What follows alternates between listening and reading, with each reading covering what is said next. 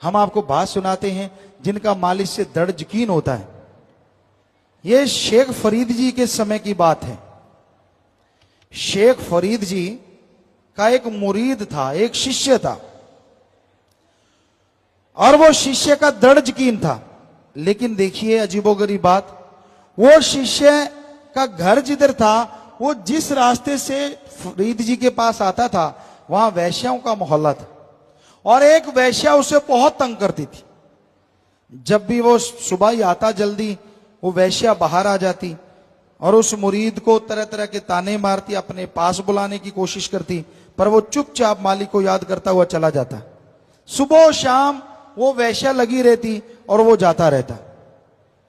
यूं दिन गुजरे। उस टाइम में आग जो होती थी, आग उसको चूल्हे में राख में छुपा के रखते थे, यानी दहकती रहती थी। अलग से आग जगाने का कोई ज्यादा साधन नहीं होता था। तो एक दिन तूफान आया, अचानक एकदम से बरसात आई, सबके चूल्हों में से आग खत्म हो गई। शाम होने वाली थी तो शेख फरीद कहने लगे, भाई अपने तो चूल्हों में सबकी आग खत्म हो गई, कहीं से आग लेके आओ, चूल्हा जलाना है, साथ संगत के लिए लंगर बनाना है।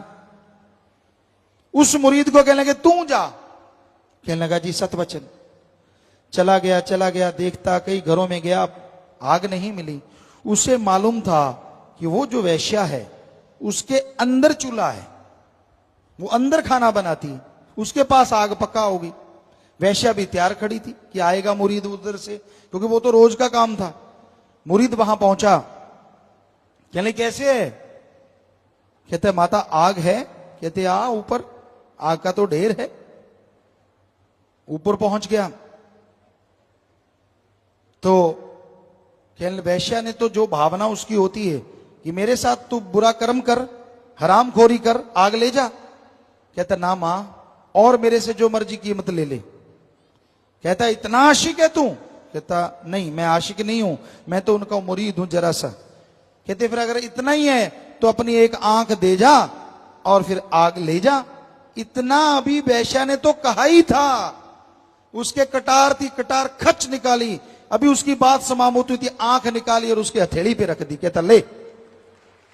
थर थर कांप गई, खून के फुहारे छूट गए, थर थर कांप गई वैश्या। ओ ये क्या कर डाला तूने? मैंने तो मजाक में कहा था रे, तूने मिनट मारा, मेरी बात ही नहीं पूरी होने दी। कहता मां मैं क्या करता, मुझे आग चाहिए। कहती हो बेटा, हे बेटा तेरे गुरु से मैं नाम लूंगी, मुझे बख्श दे, मुझे बख्श दे, ये गुनाह मैं जिंदगी में कभी नहीं करूंगी।